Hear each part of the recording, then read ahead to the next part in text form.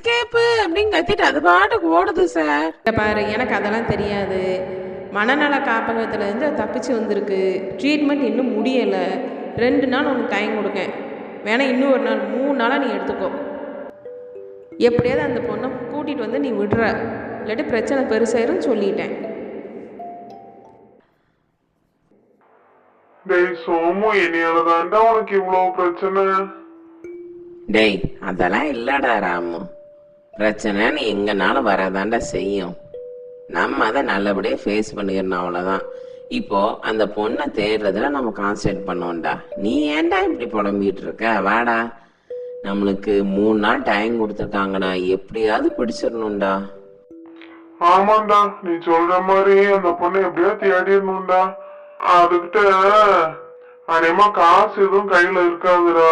ரொம்ப தூரம் எங்கேயும் போயிருக்க முடியாது. எப்படியா தேடி